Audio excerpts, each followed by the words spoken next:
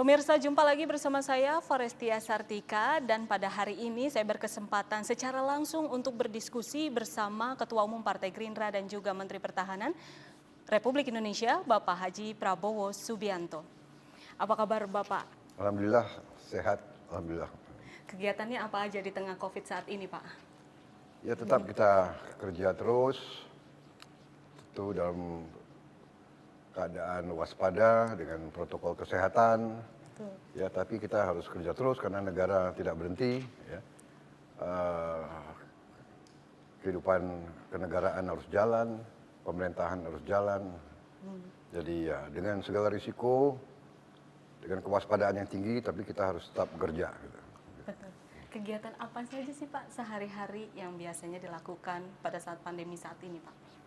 Ya tetap kita harus ke kantor, harus memimpin rapat, merumuskan kebijakan, mengadakan perencanaan ke depan, merumuskan strategi. Jadi ya banyaklah pekerjaan yang harus kita laksanakan. Dan kan sekaligus saya juga ketua umum partai, jadi harus mengendalikan partai, memimpin partai, dan merumuskan strategi politik partai, dan sebagainya. Nah, sebelumnya saya mengucapkan selamat kepada Bapak Prabowo Subianto yang terpilih kembali menjadi Ketua Umum Partai Gerindra. Saya lihat susunan kepengurusan dari Partai Gerindra itu saya lihat banyak yang muda-muda. Alasannya apa nih Pak? Saya kira alamiah ya, kita memang harus siapkan kader-kader muda, mereka yang harus ambil alih pada satu saat tidak terlalu lama. Jadi memang saya dari dulu selalu berkeyakinan bahwa orang-orang muda dengan kapasitas yang tinggi, dengan kemampuan yang tinggi, harus diberi kesempatan. Kalau diberi kesempatan, mereka cepat matang dan akan menjadi pemimpin-pemimpin yang baik. Jadi memang sengaja saya ingin semacam ya boleh dikatakan peremajaan atau ya lebih mempercepat anak-anak muda untuk tampil. Baik, saya lihat di beberapa publik selama 1 tahun Bapak Prabowo Subianto menjabat menjadi Menteri Pertahanan. Kenapa tidak banyak statement yang keluar di media, Pak? Apa ada strategi komunikasi khusus? Ya, begini, saya kebetulan ya diberi kepercayaan untuk menjabat sebagai Menteri Pertahanan Republik Indonesia. Jadi pertahanan itu adalah suatu bidang, suatu sektor yang sangat penting dalam bernegara. Ya. Bahkan menurut saya dan menurut Undang-Undang Dasar, ya, dalam tujuan nasional kita pertama, ya, dalam pembukaan Undang-Undang Dasar kita, tujuan nasional yang pertama disebut adalah melindungi segenap tumpah darah, ya kan? Jadi melindungi ya itu fungsi pertahanan. Jadi yang pertama disebut loh, sebelum tujuan nasional kedua, ketiga dan keempat. Ya. Jadi ini artinya apa? Memang negara didirikan pertama untuk melindungi rakyatnya. Betul. Ya, rakyatnya dilindungi berarti wilayahnya harus dilindungi. Tidak mungkin rakyat hidup tanpa wilayah, tanpa bumi, kan begitu. Jadi dengan begitu pentingnya sektor pertahanan itu juga kan hakikatnya adalah menjaga kemerdekaan kita, kedaulatan kita dari ancaman dari luar, dari negara asing. Negara asing tapi sering memakai orang dalam. Ya, jadi kita juga nggak bisa bilang, oh kita jaga perbatasan saja. Nah, dalam hal ini masalah security, keamanan, masalah katakanlah kerahasiaan itu sangat penting. Jadi salah kalau Menteri Pertahanan banyak bicara, kan begitu, ya kan?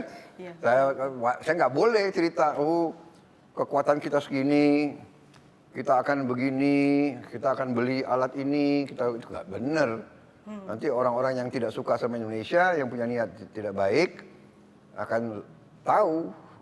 Jadi ini memang demikian, tapi ya pada saatnya saya akan bicara ya, tapi intinya itu. Jadi tidak boleh terlalu banyak bicara, tapi memang rakyat sendiri saya kira menyadari bahwa fungsi pertahanan sangat penting, ya. Dan selalu ini debat, dilema, yang mana duluan, ya, keamanan atau kesejahteraan, ya kan, mau aman atau mau kaya, ya kita mau dua-duanya, tapi yang mana dulu? Coba pikirkan, kalau kita mau kaya tapi nggak aman, ya kekayaan kita diambil, kan begitu. Betul. Untuk apa kita bangun, tapi tidak aman negara? Ya, ini kunci. Banyak negara sekarang sedang debat tentang ini. Yang mana duluan? Menurut saya justru kita harus seimbang. Tapi yang pertama, ya ini banyak negara loh di seluruh dunia bahwa masalah keamanan syarat untuk kesejahteraan. Kalau tidak aman nggak mungkin sejahtera.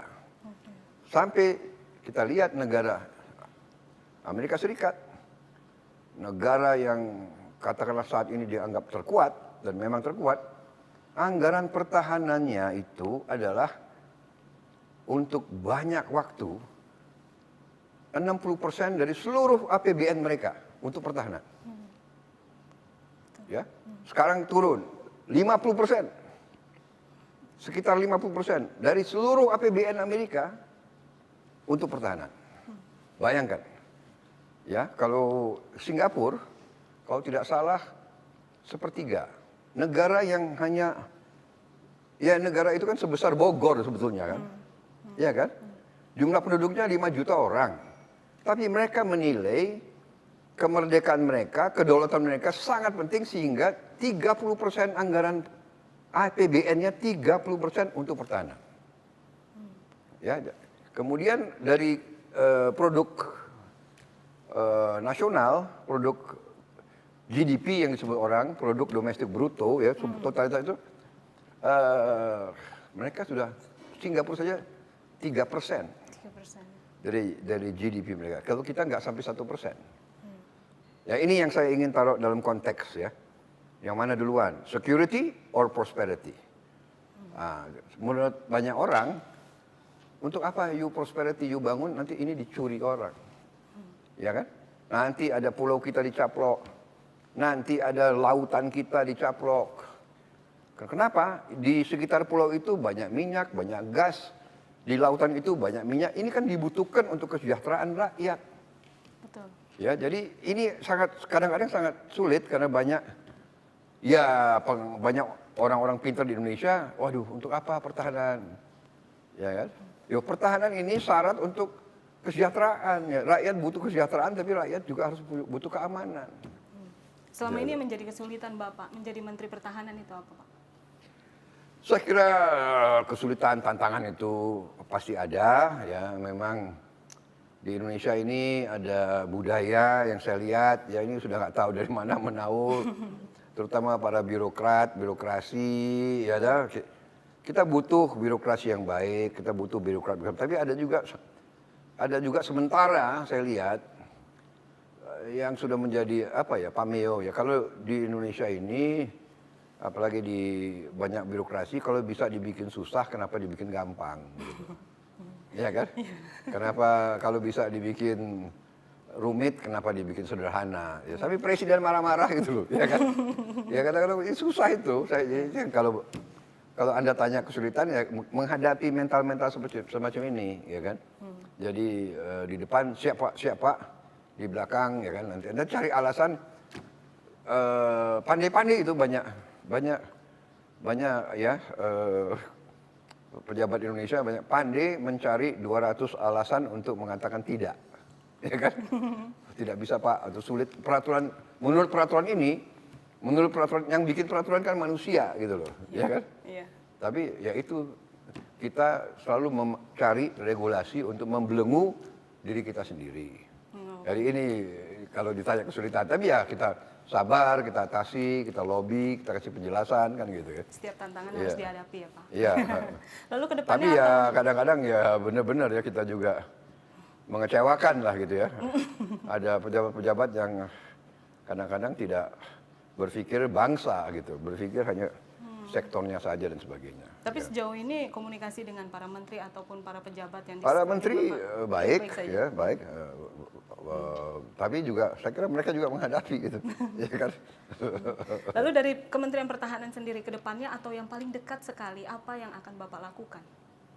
Dari menteri. Yang paling karena kita kan diberi kepercayaan anggaran yang cukup besar ya Betul. oleh negara. Yang saya ingin tertibkan adalah untuk mitigasi kebocoran. Mitigasi. Ya, jangan sampai kebocoran itu berlanjut, apalagi melebar atau menambah. Ya, ini kadang-kadang ya itu yang fokus saya gitu. Jadi dalam pembelanjaan, pembelian alutsista, alat-alat utama, alat-alat sistem pertahanan, saya ingin harga yang terbaik, harga yang paling murah, tapi kualitas paling tinggi. Ya kan, ini selalu perjuangan saya. Jadi dan itulah yang membuat saya harus banyak keliling ke luar negeri karena kita banyak tergantung teknologi masih banyak dari luar. Kita ingin kembangkan, presiden terus ingin kembangkan industri dalam negeri, ini terus kita push, tapi sementara kita masih butuh sebagian dari luar. Nah, untuk beli teknologi militer dari luar harus ada izin dari pemerintah, nggak bisa kita langsung ke pabriknya. Karena itu kita harus datang ke pemerintah, saya harus datang ke Menteri Pertahanan negara-negara itu, kulo nuwun, sowan, minta izin kan begitu. Dan kalau mereka baik sama kita, mereka memandang Indonesia bersahabat, baru kita harus bikin perjanjian, ya kan? Perjanjian kerjasama pertahanan, Defense Cooperation Agreement. Dari situ baru kita bisa negosiasi sama pabrik-pabrik. Nah, jadi ya kadang-kadang itu ya kadang-kadang capek harus datangi semua negara, ya kan, untuk mendapat izin boleh atau tidak membeli. Kadang-kadang dia nggak mau kasih. Negara ini dia mau kasih, negara ini tidak boleh. Jadi ada tingkat-tingkatannya. Karena itu persahabatan, diplomasi itu sangat penting. Jadi ya itulah langkah-langkah yang kita harus lakukan ke depan itu. Ya. Sejauh ini kan Bapak berkunjung ke beberapa negara untuk Ya. menjalin hubungan diplomasi Ya. bersama Ya. beberapa Ya. negara. Ya. Bagaimana Pak? Apakah ada perkembangannya? antara Ya, Indonesia? alhamdulillah ya, alhamdulillah. Memang Indonesia kan menganut politik bebas aktif. Betul. Kita tidak mau terlibat dalam aliansi-aliansi. Kita mau bersahabat sama semua negara, ya kan? Saya sering mengatakan politik kita adalah 1000 kawan terlalu sedikit, 1 musuh terlalu banyak. Ya. Jadi ini positif. Jadi kita baik sama semua, tapi tentunya ada tantangan juga ya. Kalau orang yang tidak punya aliansi kan berarti tidak mau masuk ke suatu ikatan sekutu. Kalau tidak ada ikatan sekutu berarti kalau kita diancam atau kita mau diganggu, kita harus tergantung pada diri kita sendiri. Kalau negara lain, negara kecil kan dia bikin sekutu, jadi kalau dia diancam serang, oh dia bisa dapat perlindungan. Ya kita hanya bisa percaya dengan kekuatan kita sendiri. Kita harus berdiri di atas kaki kita sendiri. Karena itu, selalu argumen saya adalah Indonesia harus jadi negara kuat dalam segi pertahanannya. Ya kan? Bapak kemarin kan juga ada pemberitaan bahwa Bapak baru saja mendapatkan visa Amerika Serikat. Pendapat Bapak gimana Pak? Ya, Amerika negara penting, saya diundang, ya saya harus memenuhi undangan tersebut. Betul. Iya kan? Iya, walaupun perjalanan jauh, sekarang pandemi COVID, tapi ya tetap kita hormati, saya menghadap presiden, saya lapor presiden, Pak, saya dapat undangan dari Amerika Serikat, presiden mengatakan, ya harus berangkat. Ya, siap, Harus kita berangkat. Iya, Pak. Lalu tugas untuk ketahanan pangan mengenai food estate, Bapak juga kan diberi kepercayaan untuk mengenai food estate ini sendiri. Seperti apa konsep dan arahan dari Bapak Presiden sendiri, Pak? Ya, jadi begini ya, memang masalah pangan itu masalah strategis. Karena pangan itu ya sumber kehidupan. Jadi untuk apa kita negara merdeka kalau rakyat kita nggak bisa makan? Betul. Kan begitu. Jadi makanya pangan itu sering disebut sebagai senjata. Food is weapon.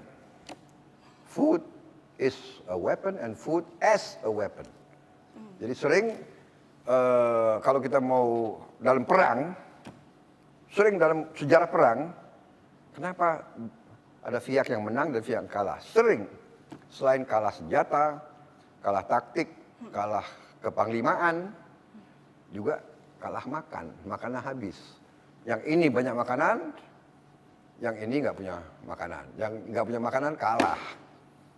Ya kan? Bener nggak ya? Tentara mau beraninya bukan main kalau nggak makan, bagaimana? Ya, jadi makanya tidak aneh kalau presiden memandang pangan itu juga bagian dari pertahanan. Dalam keadaan darurat. Ya, jadi beliau menunjuk saya untuk ikut membantu mengurusi, membina pembangunan, pembentukan cadangan pangan strategis. Cadangan. Jadi bukan, ya jadi salah kalau ada pandangan, oh Menteri Pertahanan mau mencampuri urusan pertanian. Tidak. Kita dukung. Jadi Menteri Pertanian, monggo silakan. Bulog silakan, kita cadangan.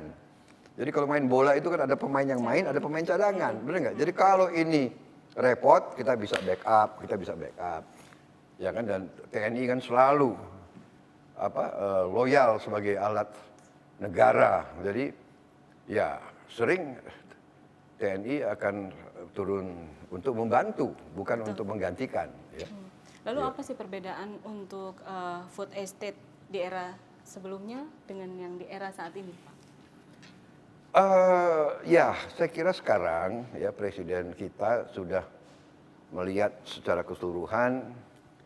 Beliau juga dapat katakanlah warning dari PBB, FAO bahwa tahun 21 ini cuaca mungkin tidak stabil, mungkin ada kemarau panjang, berarti bisa ada kelangkaan pangan di kawasan tertentu di Asia Tenggara. Untuk itu beliau sudah jauh ke depan ingin menyiapkan suatu cadangan pangan. Dan tekniknya atau caranya adalah untuk membuat food estate, kawasan yang cukup besar supaya ada economy of scale, efisien, modern, teknologi di tempat-tempat yang sedikit penduduk, mungkin di bekas hutan-hutan yang rusak, kita rubah jadi kawasan produktif. Jadi ini saya kira arahnya itu. Sinergitas bersama para menteri yang lainnya juga. Oh iya, Menteri Pertanian, PUPR, ini yang di depan itu kan, PUPR, PSO dan sebagainya. Menteri LKH, ya Lingkungan Hidup dan Kehutanan, habis itu Menteri KKP, Kelautan, ini semua kita berpikir ke arah situ. Ya. Baik. Bapak, nanti kita akan lanjutkan kembali usai jeda berikut ini.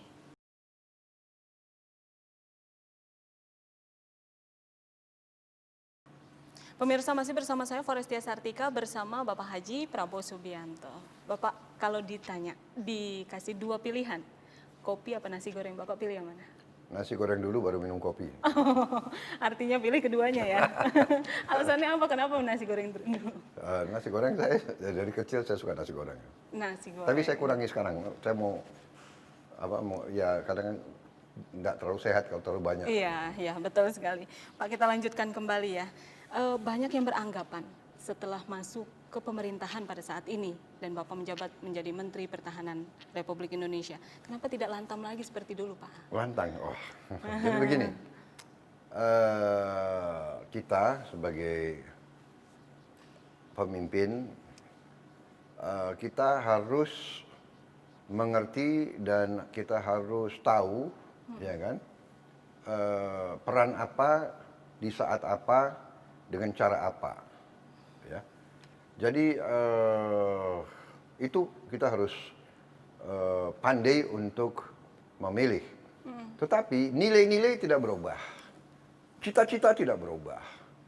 Ibarat, ya kan, tujuan kita mau dari Jakarta ke Surabaya.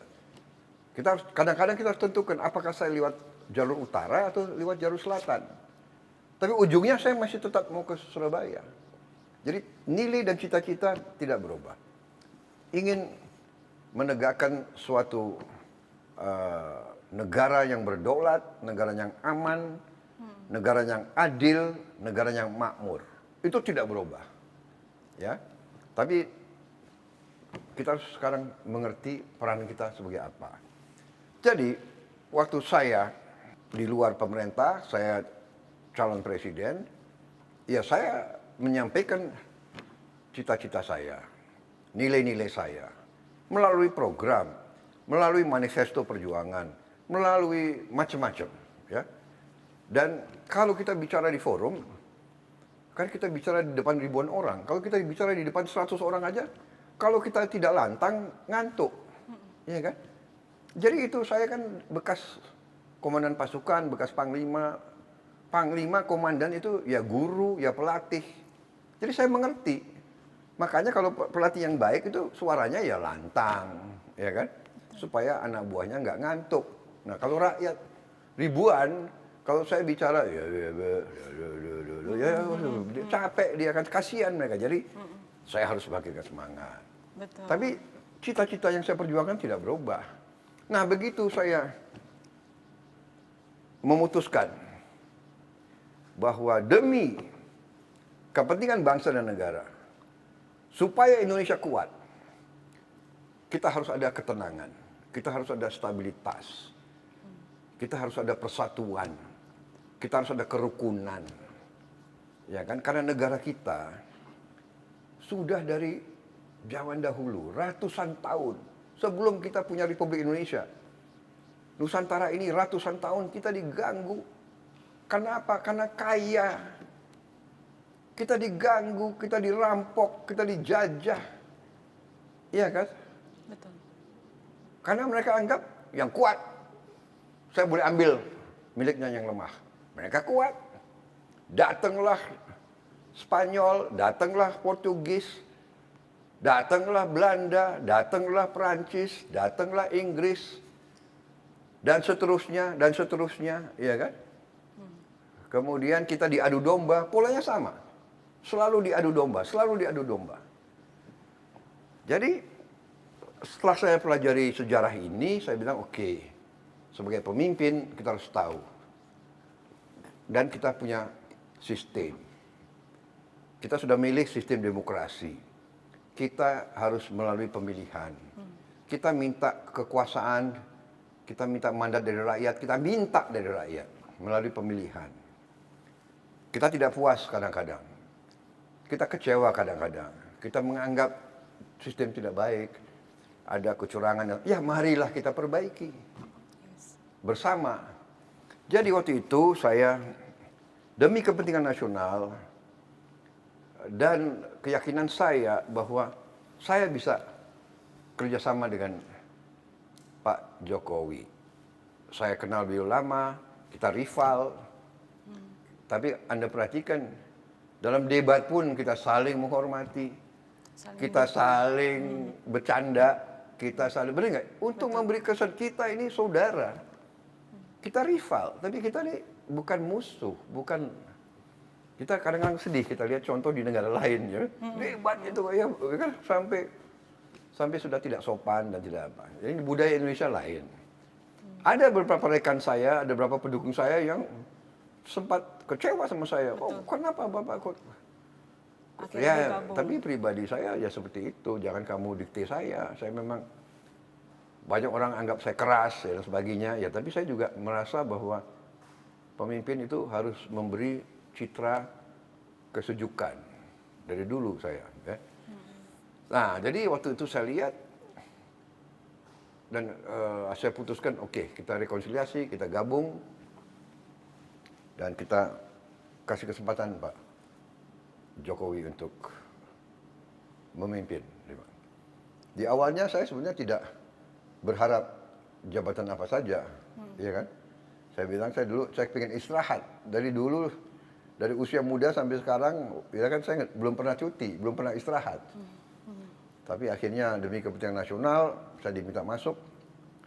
Dan saya bilang oke, kalau saya masuk, saya merasa bahwa saya mengerti bidang pertahanan. Ya kan? Saya mengerti, saya paham, saya kuasai. Dan akhirnya beliau beri saya kehormatan, kepercayaan, saya menjadi Menteri Pertahanan.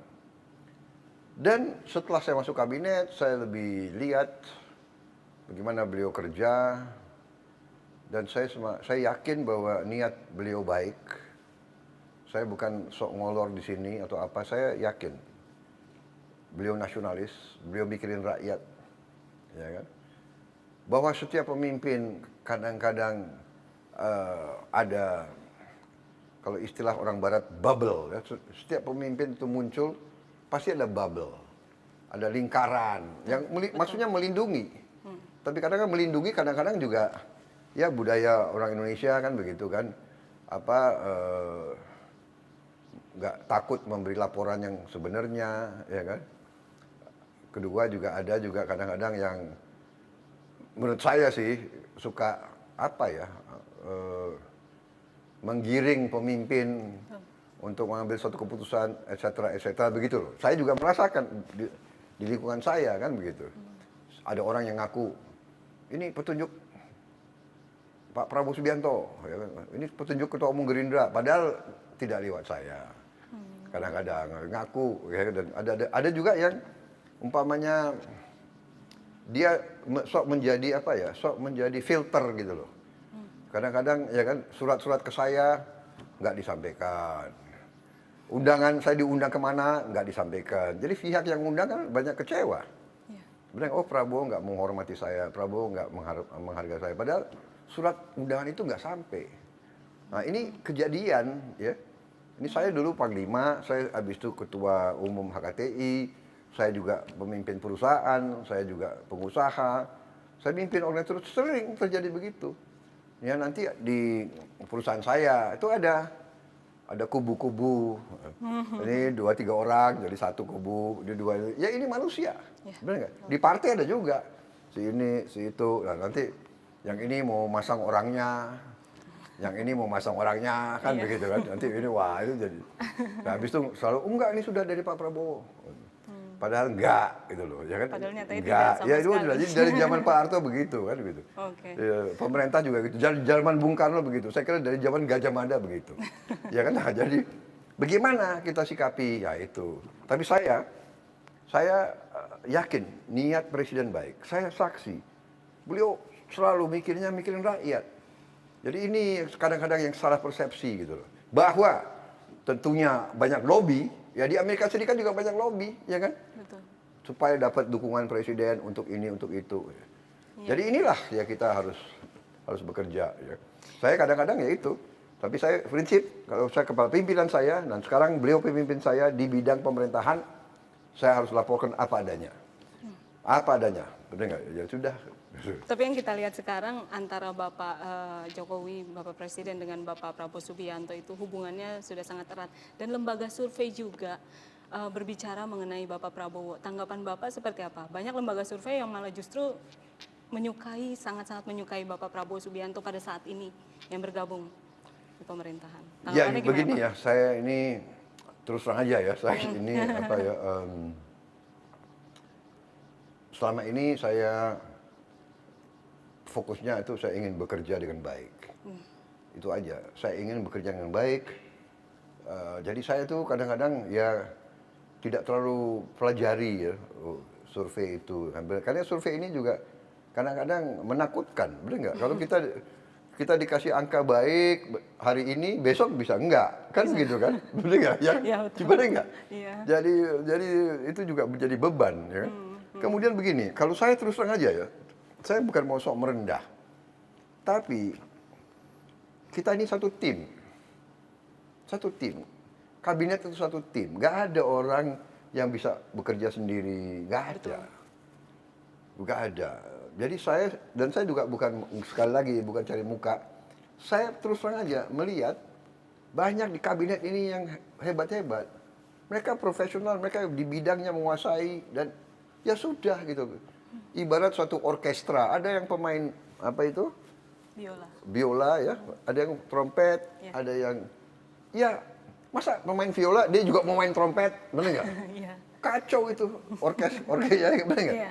Jadi this is a team. Jadi kadang-kadang siapa yang hari ini atau bulan ini prestasi terbaik. Wah, ini kan nggak benar. Sepak bola itu benar nggak? Iya.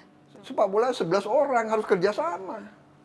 Benar nggak? Yang nge-kick gol apa dia sendiri? Kan bola dibawa dari belakang kasih dia, ya kan? Digiring. Digiring. Ya. Jadi saya agak was-was itu ya dengan lembaga survei. Malah justru was-was ya, Pak. Iya. Malah justru was-was ya. Iya, jadi dan terus aja saya objektif, saya menilai rekan-rekan saya banyak juga yang terus aja ya, memang mereka yang terbaik di negara ini. Salah satu. Jadi seandainya pun umpamanya kemarin saya yang presiden, saya lihat kok ini juga saya akan milih juga gitu untuk kabinet saya, iya kan? Betul. Because when you're already there, kamu harus berbuat untuk negara. Kamu harus berhasil, benar nggak? Untuk berhasil, kamu harus cari orang yang terbaik. Umpamanya kita bikin, saya selalu pakai analogi sepak bola, ya kan? Memang saya suka sepak bola, ya benar. Jadi kalau Anda mau tim sepak bola menang, you harus cari pemain terbaik. Siapa kiper yang terbaik cari, siapa striker. Siapa, kan begitu, you cari. Nah begitu dapat, wah menang. Masa saya mau ponaan saya, padahal dia nggak bisa main bola, benar nggak? Ya, sama itu prinsipnya. Jadi saya lihat banyak yang dipilih Pak Jokowi itu memang kalau saya jadi presiden bahkan saya juga mau milih dia juga gitu loh dari hati gitu loh. Iya kan? Kita mengulang kembali bahwa Bapak mempunyai cita-cita yang sangat besar, yaitu rakyat dan rakyat, kesejahteraan rakyat, seluruhnya untuk rakyat gitu. Kalau kita melihat kemarin, Bapak pasti melihat kejadian kemarin mengenai RUU Cipta Kerja, kemarin para buruh mahasiswa turun ke jalan. Iya. Bagaimana tanggapan Bapak? Ya, jadi saya kira begini, ya, para pemimpin buruh, mereka punya kewajiban untuk membela kepentingan buruh. Dan kita menyadari sekarang bahwa negara dalam keadaan susah, ya. Ini sekarang ini pandemi COVID-19 ini sangat berbahaya. Ini wabah dunia. Ini katakanlah menggoncangkan ekonomi dunia. Betul. PHK itu di mana-mana seluruh dunia, ya kan? Jadi saya paham bahwa buruh merasa paling terkena dan mereka korban daripada ini semua. Tapi niat pimpinan, presiden, niat pemerintah justru ingin segera mengatasi ini. Ya. Dan untuk mengatasi ini dicarilah semua upaya dan kiat untuk mengurangi hambatan-hambatan yang bisa membuat lambat kebangkitan ekonomi. Ya kan? Dengan COVID-19 ini terjadi penurunan drastis di bidang pariwisata. Betul. Iya kan? Pariwisata. Berarti berapa karyawan hotel yang terancam atau sudah PHK ya. dan di mana-mana tuh. Kemudian perusahaan-perusahaan jasa lainnya, jasa angkutan. Kemudian permintaan juga turun. Kemudian ini semua jadi satu, bukan hanya kepada kita. Negara lain sangat parah. Tapi memang buruh itu korban. Dan kita memahami ini. Ya kan, jadi ini kadang-kadang suatu dilema, ya kan, katakanlah buah si malakama. Kita mau bantu buruh sekarang dan semua yang sulit tidak hanya buruh, ada orang yang tidak di pabrik kerja, dia kerja seharian, tukang gunting rambut. Gunting rambut. Ada tukang kaki lima, soto dan sebagainya. Ya kan, dengan COVID orang takut banyak yang nggak belanja. Mereka bagaimana seharian? Siapa yang melindungi mereka? Semua terkena. Nah, presiden itu selalu membela rakyat kecil. Jadi kalau kita lihat stimulus semua itu kan maksudnya itu. Nah, kita mengakui presiden juga marah, beberapa pejabat dan beberapa birokrat yang tadi saya singgung tidak tanggap bahwa ini keadaan darurat. Jadi mereka itu kerja mungkin as if situasi biasa, ya kan? Jadi banyak bantuan-bantuan itu kurang cepat sampai, ya kan? Jadi banyak sekarang ini yang kemarin demo itu belum baca hasil Omnibus Law itu dan banyak hoax. Banyak hoax di mana-mana, seolah ini nggak ada, itu nggak ada, dikurangi. Dan saya ingin memberi peringatan, hoax ini berarti ada yang ingin menciptakan kekacauan. Betul. Nah, ya kan? Dan saya punya suatu keyakinan ini justru berasal dari luar negeri. Ada kekuatan-kekuatan asing, ada negara-negara tertentu yang tidak pernah suka Indonesia aman dan maju. Itu. Jadi ya ini, jadi kadang-kadang tokoh-tokoh kita lihat benar, dia yakin dia benar, dan tapi dia lakukan sesuatu, dia tidak sadar sebetulnya ini permainan orang lain. Dan kita selalu, saya tadi katakan dari ratusan tahun yang lalu, selalu diadu domba. Ya kan? Undang-undang Cipta Kerja tidak hanya tentang itu, tapi beberapa, 11 kalau ya, ada 11 klaster. Ya. Ada penyederhanaan perizinan tanah. Betul. Ada juga persyaratan investasi yang juga dimudahkan, ketenaga kerjaan, nah ini. Kemudahan dan pelindungan UMKM sekarang. Jadi koperasi cukup kalau tidak salah 9 orang dan tidak perlu ada izin, hanya pemberitahuan saja. Kemudian ada kemudahan berusaha, dukungan riset, inovasi, administrasi pemerintahan juga mau disederhanakan, pengenaan sanksi, pengendalian lahan, kemudahan proyek-proyek pemerintah, dibentuk kawasan-kawasan ekonomi khusus. Jadi banyak sekali yang mau dirapihkan, disederhanakan, birokrasi dipangkas supaya timbul pertumbuhan. Ya. Betul. Tanpa pertumbuhan tidak mungkin ada perbaikan kehidupan ekonomi. Dan dengan demikian kehidupan buruh akan tambah parah. Jadi memang kita saya paham kesulitan buruh. Saya dari dulu berjuang untuk buruh. Betul. Ya, Gerindra itu partai selalu membela buruh. Tanya ada semua pemimpinnya di pihak siapa kita. Dan waktu Omnibus Law ini dibahas di pemerintah, di DPR, Partai Gerindra juga yang paling keras membela kepentingan semua, buruh, tani, nelayan, dan sebagainya. Dan dengan sungguh-sungguh ada buktinya, ada rekamannya semua. Mungkin fraksi Gerindra yang paling banyak ketemu dengan tokoh-tokoh buruh dan sebagainya. Betul.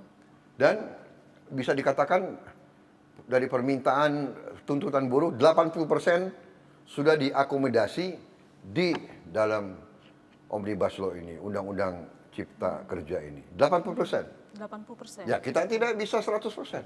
Ya, namanya politik negara, kadang-kadang kita harus mengerti, kita ada kebutuhan ini, kebutuhan itu, ada keperluan, ya kan? Kita butuh investasi dari mana-mana.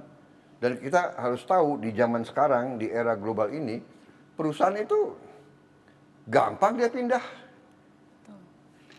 Pabrik-pabrik sudah diasuransi. Jadi kalau mau mogok, mau dibakar, mau diduduki, si pengusaha tinggalkan aja. Pabriknya sudah diasuransi kok. Mana dia mungkin untung. Pabriknya aja disuruh bakar atau suruh apa, dia pindah.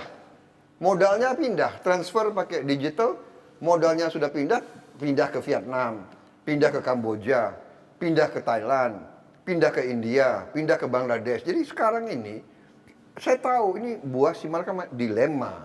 Jadi pemimpin buruh ini dilema. Dia mau bela buruhnya, tapi kalau dia terlalu kencang, si pengusaha pindah. Tidak hanya pengusaha asing, pengusaha Indonesia pun pindah. Sekarang sudah ada pengusaha-pengusaha Indonesia yang ada di India, yang buka pabrik di Nigeria, yang ada di Mesir. Jadi ini dunia ini sudah semakin kecil. Modal itu cepat pindah. Nah ini yang harus disadari oleh teman-teman, kawan-kawan buruh. Jangan emosional, jangan cepat marah, jangan ya kan? Anarkis. Jangan mudah untuk mau bikin aksi massa sehingga munculnya adalah vandalisme. Vandalisme, betul. Ya kan? Nah, kalau nanti yang dibakar sarana umum publik, ya. itu kan dibangun dengan uang rakyat. Betul, betul. Untuk kepentingan rakyat dibakar. Jadi coba itu anak-anak itu pikirkan. Saya nggak yakin ya itu dari para mahasiswa atau para pemuda. Ini pasti ada Yang mengakomodir.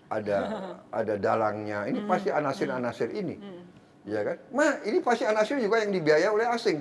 Nggak mungkin seorang patriot mau bakar milik rakyat. Betul. Kalau mau demo silakan. Demokrasi itu boleh demo, bawa ini jalan, bawa demo. Dibuka. Masa bakar milik rakyat, ya kan? Benar nggak? Betul. Jadi kalau sudah begitu kita sangat-sangat waspada. Ya, jadi ini sikap saya. Jadi dan 80% sudah tercapai. Ya kan 10% lagi, 20% lagi kan masih bisa diperjuangkan. Masih banyak cara, ya kan? Betul. Ada judicial review ke MK, ada lagi negosiasi sama pengusaha-pengusaha. Ya. Kalau mau 100%, kalau tidak, ya kan ini kan tidak bijak. Betul Ya, sekali. jadi itu himbauan saya kepada teman-teman. Kita mengerti ini kesulitan kita bersama. Ya kan, kita harus atasi COVID-19 dulu. Masa menganjurkan anak-anak muda itu untuk demo, berjalan, ya.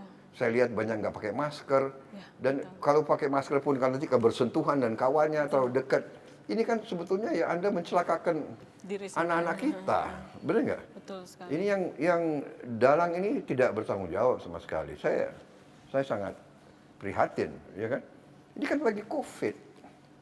Cobalah kita sabar, kita atasi dulu, kita perbaiki, ya kan? Kita coba kalau nanti undang-undang ini tidak bagus, kalau pelaksanaan tidak baik, ya bawalah ke judicial review, bawa ke Mahkamah Konstitusi. Betul. Sudah berkali-kali kok dalam sejarah terjadi, ya kan? Betul sekali. Jadi marilah kita berpikir dengan tenang, ya, dengan sehat, dengan kekeluargaan. Tapi saya lihat sebetulnya sebagian besar pendemo itu juga masih baik gitu. Kemarin saya juga agak terperangkap dengan masa Kerumunan massa, iya, ya. tapi mereka buka jalan, ya masih banyak yang apa itu? Masih bisa jalan Iya, lalu lalang. Iya, dada ke betul. saya, jadi iya kan, mungkin dia lihat mobil saya, ya kan, bahkan anak-anak itu ada juga yang hormat, jadi Ada juga yang saya hormat. kira mereka itu niatnya baik itu anak-anak tuh ya, tapi ada yang panas-panasin ya. Betul sekali.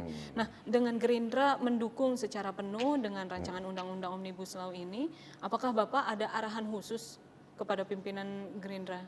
Ya, jadi gini, kita mendukung, tapi kan kita juga menyaring. Tidak kita dukung begitu, Anda boleh tanya, ya kan? Jadi banyak sekali juga kita kurangi yang terlalu liberal, ya kan? Jadi memang banyak kalangan kita juga yang masih gandrung dengan liberalisme gitu loh, ya. Disangka tiap kesulitan diatasi dengan liberal, tiap itu liberal, ya kan?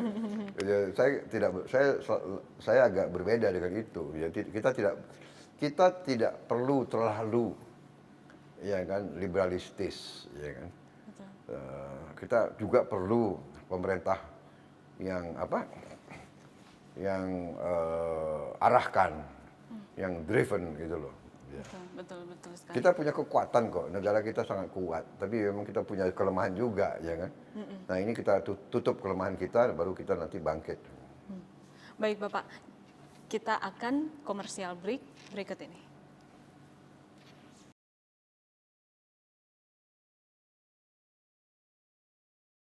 Ya pemirsa, kita masih bersama Bapak Haji Prabowo Subianto. Bapak, kita kan tadi sudah membahas mengenai rancangan undang-undang Omnibus Law Cipta Kerja yang 11 klaster tadi. Sudah jadi undang-undang sebetulnya. Sudah jadi Ya, undang-undang, iya, betul sekali. Nah, terkait Undang-Undang Cipta Kerja khususnya di klaster ketenaga kerjaan, terdapat 12 poin penolakan dari para buruh, salah satunya tentang isu upah minimum.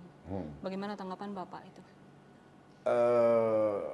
Ya kan ada hoax bahwa upah minimum dihapus, itu dibaca dong, ya kan tidak seperti itu, ya kan? betul.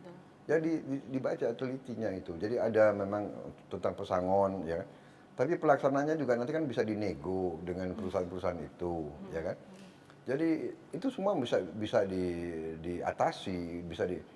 Jadi tidak tidak apa ya mutlak harus ditolak atau harus diterima kan itu bisa di pelaksanaannya juga sering dinego sama pengusaha-pengusaha itu. Jadi kalau perusahaan itu tidak sanggup, dia mintanya umpamanya 32 kali atau 35 kali mintanya di situ. Nanti pengusaha bilang enggak bisa. Ya ambil aja perusahaan saya. Yang yang yang saya sebutkan, ya ambil aja perusahaan saya. Saya udah diasuransi kok. Ambil aja alat-alat itu. Saya pindah aja. Kan saya nggak mampu. Kondisi ekonomi ini kayak begini.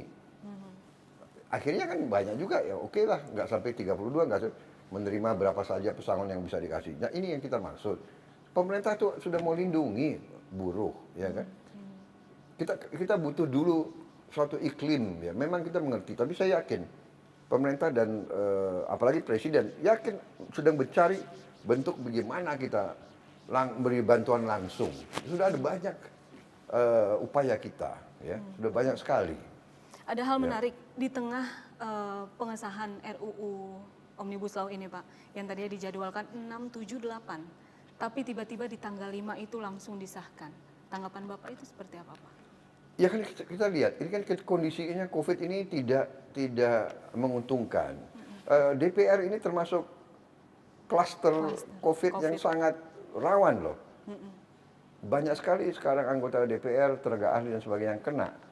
Ya, saya baru kehilangan salah satu anggota terbaik Gerindra baru hari ini ya, Pak Supriyatno. Jadi saya katakan ini kan juga ada pertimbangan supaya cepat reses, supaya bisa cepat tidak kumpul-kumpul terlalu banyak.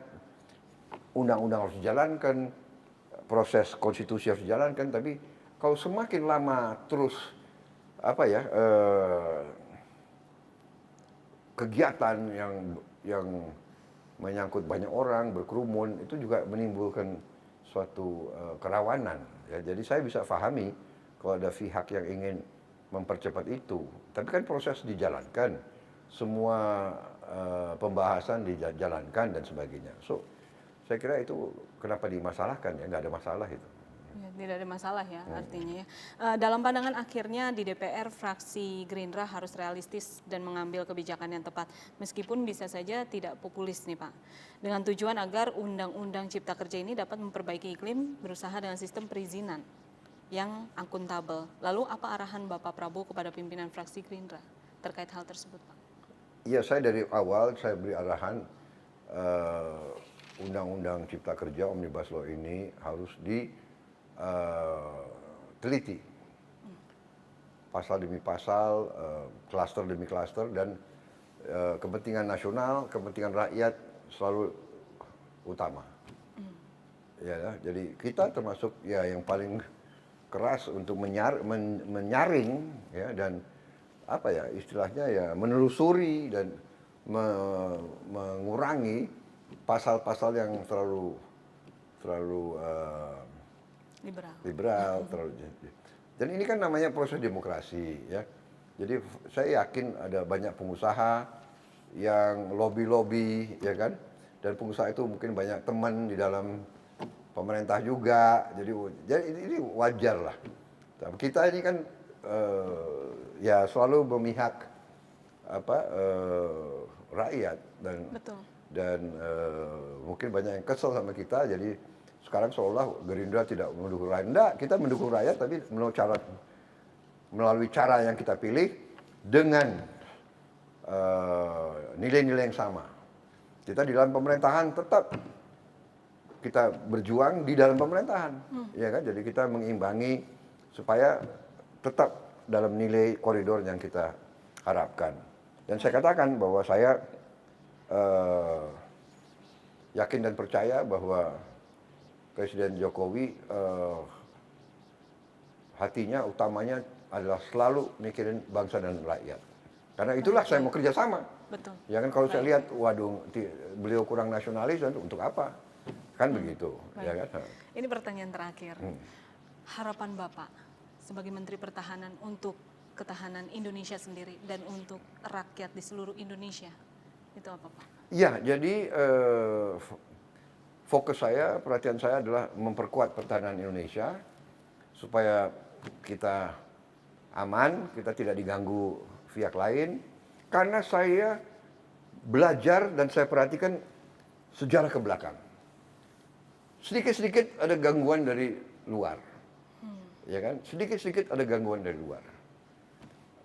Mereka takut sama Indonesia. Satu takut dan iri. Indonesia ini besar.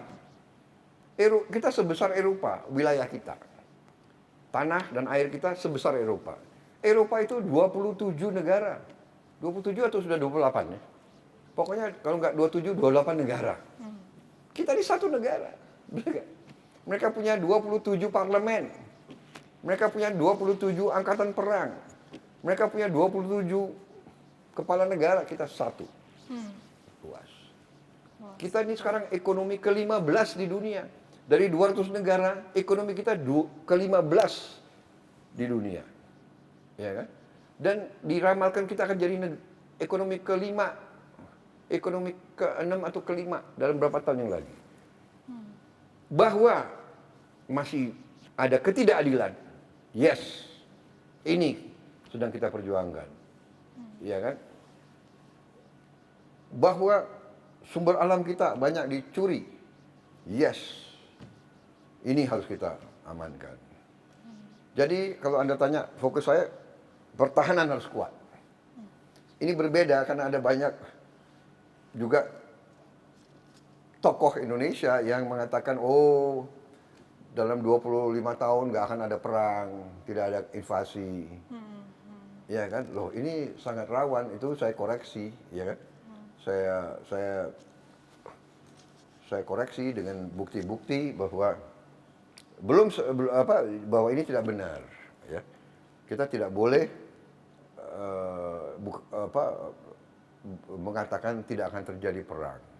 Itu sama dengan saya mau berangkat ke Bandung, sebelum saya berangkat ke Bandung, saya katakan kemana-mana, saya ke Bandung naik mobil dan tidak akan terjadi kecelakaan. Loh, namanya saja kecelakaan, benar nggak? Kok saya bisa? Saya berharap tidak akan terjadi kecelakaan. Saya berdoa tidak akan terjadi kecelakaan, ya kan? Tapi saya tidak bisa pastikan saya ke Bandung malam ini, walaupun hujan, saya jamin tidak akan terjadi kecelakaan. Ya, itu satu, itu adalah orang yang mungkin menurut saya tidak bijaksana dan sombong, ya kan? Kok tahu kamu nggak akan kecelakaan, benar kan? Itu sama. Kita tidak boleh sebagai unsur pimpinan di mana-mana, oh dalam 25 tahun tidak akan terjadi perang. Apalagi 25 tahun, dalam 1 tahun aja kita nggak tahu terjadi kok. Niatnya negara dan kekuatan lain kepada kita tidak tahu. Benar nggak? Kalau ada negara yang mau, kalau ada perampok mau ke rumah kita, apa dia datang? Hei, aku mau merampok rumahmu, ya kan? Saya lusa akan datang merampok lo, kan nggak mungkin. Dia kan orang yang niat tidak baik, tidak mungkin menyatakan bahwa dia akan berbuat tidak baik. Malah terbalik mulai.